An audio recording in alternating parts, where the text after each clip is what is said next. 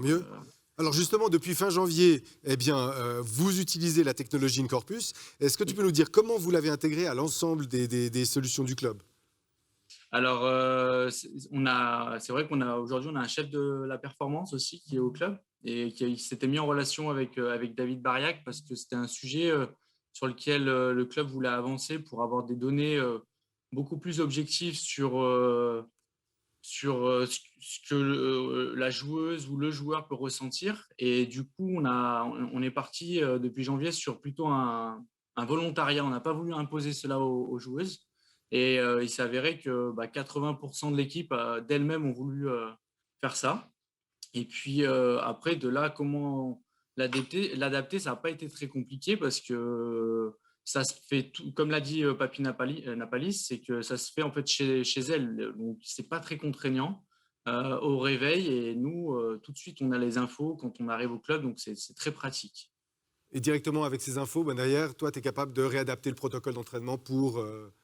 Ouais, tout à fait. Et c'est surtout qu'on a d'autres systèmes pour avoir des sensations, des questionnaires avant séance sur le sommeil, comment elles ont perçu, mais c'est ce qu'on appelle des infos subjectives. Et là, en fait, on y croise avec des vraies données objectives par rapport à Incorpus. Donc, en Pourquoi effet, vous avez décidé de travailler avec Incorpus? Qu'est-ce qui vous a vraiment donné le... Allez, top départ, on se lance. ce qu'il y a, c'est que c'est quelque chose, comme je vous disais, qui nous interpelle depuis un petit moment, mais c'était pas toujours très clair, très simple. Et je trouve que c'est la simplicité de l'outil pour la joueuse et aussi après pour le staff, parce on a un dashboard et qui nous donne rapidement la couleur de l'état de forme un peu de la joueuse. Voilà, il y a différentes couleurs qui préconisent si elle est fatiguée, pas fatiguée, si elle est vraiment fatiguée, si elle est en forme.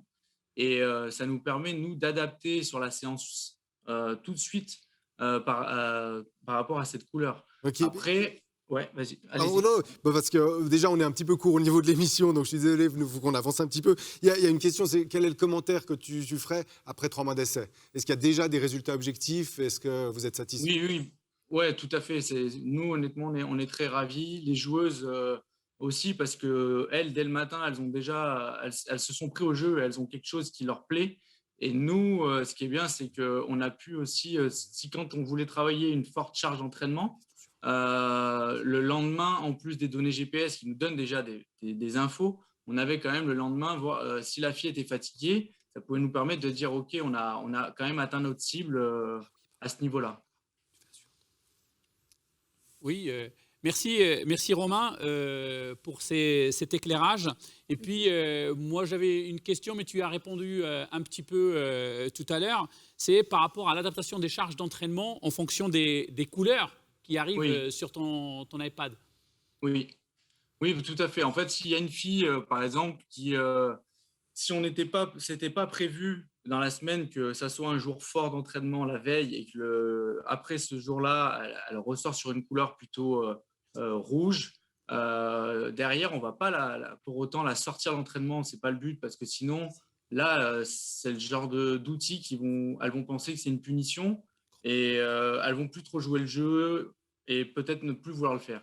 Donc, c'était pas l'idée, le discours, c'était pas ça. C'est par contre, si vous êtes fatigué alors que c'était pas prévu, vous soyez fatigué par rapport à la charge qu'on avait prédit, on va adapter l'entraînement avec elle et on va plutôt la situer en joker ou en appui. Ou si par exemple il y a un bloc athlétique qui va être de 3 à 4 blocs, et ben, elle en ferait que la moitié. Ok. Admettons que